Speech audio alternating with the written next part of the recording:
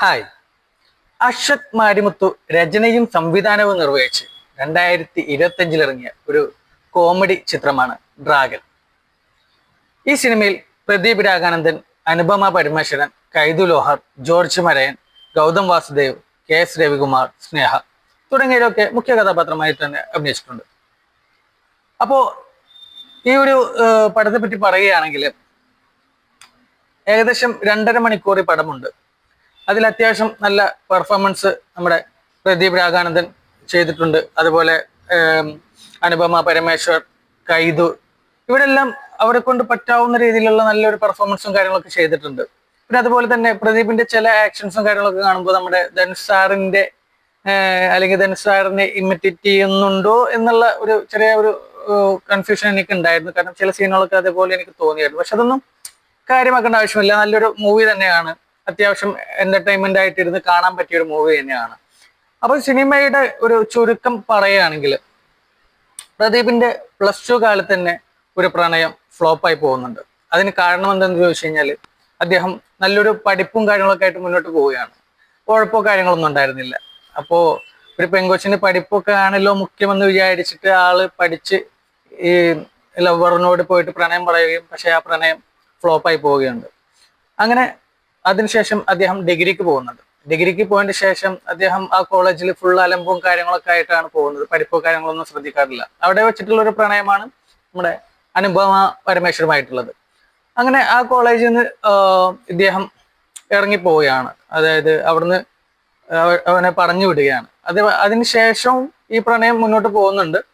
പക്ഷെ അതിലിടക്ക് ഈ അനുപമക്ക് നമ്മുടെ കുറച്ച് കല്യാണാലോചനകളും കാര്യങ്ങളൊക്കെ വരുന്നുണ്ട്. ലാസ്റ്റ് ഒരു ആലോചനയിൽ അനുപമ ഓക്കെ പറയുന്നുണ്ട്. അങ്ങനെ ഇവനെ തേക്കെന്ന് പറയാൻ പറ്റില്ല, അവനെ ഒഴിവാക്കുന്നുണ്ട്.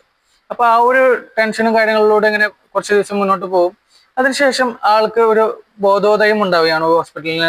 ഹോസ്പിറ്റൽ കേസൊക്കെ കഴിഞ്ഞതിന് ശേഷം അങ്ങനെ ഈ പറയുന്ന അനുപമ കല്യാണം കഴിക്കുന്ന വ്യക്തിയേക്കാൾ കൂടുതൽ ശമ്പളമുള്ള ഒരു ജോലി വേണം എന്ന് ആഗ്രഹിക്കുകയും അതിനുവേണ്ടി ഒരു ഡിഗ്രി കള്ള സർട്ടിഫിക്കറ്റ് ഉണ്ടാക്കിയിട്ട് അദ്ദേഹം ഒരു വലിയൊരു ജോലി കണ്ടെത്തുകയും അങ്ങനെ ആ ജോലിയിൽ നിന്ന് തന്നെ അദ്ദേഹം നല്ല രീതിയിൽ തന്നെ സമ്പാദിക്കുകയൊക്കെ ചെയ്യുന്നുണ്ട്. അതിലിടക്ക് ഇദ്ദേഹത്തിന്റെ പ്രൊഫസറെ വീണ്ടും കണ്ടുമുട്ടുന്നുണ്ട്.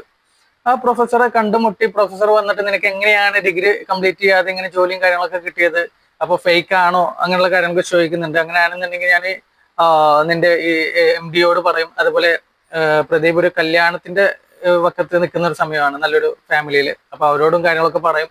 അപ്പൊ അതൊക്കെ ഫ്ലോപ്പായി പോവും. അപ്പൊ അതിലും നല്ലത് നീ വീണ്ടും ആ കോളേജിൽ വന്ന് ഡിഗ്രി കംപ്ലീറ്റ് ചെയ്യുന്നതാണ് നിനക്ക് നല്ലത് എന്ന് പറഞ്ഞ് ഭീഷണിപ്പെടുത്തി പോകുന്നുണ്ട്.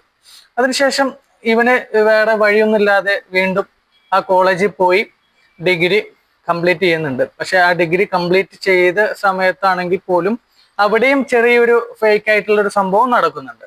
അങ്ങനെ അതെല്ലാം കഴിഞ്ഞ് ഇവന്റെ കല്യാണത്തിന്റെ അന്ന് അല്ലെങ്കിൽ കല്യാണത്തിന്റെ തലേദിവസം ഇവന്റെ കൂടെ ആ സമയത്ത് പഠിച്ചിരുന്ന ഒരു പയ്യൻ ആത്മഹത്യക്ക് ശ്രമിക്കുന്നുണ്ട്.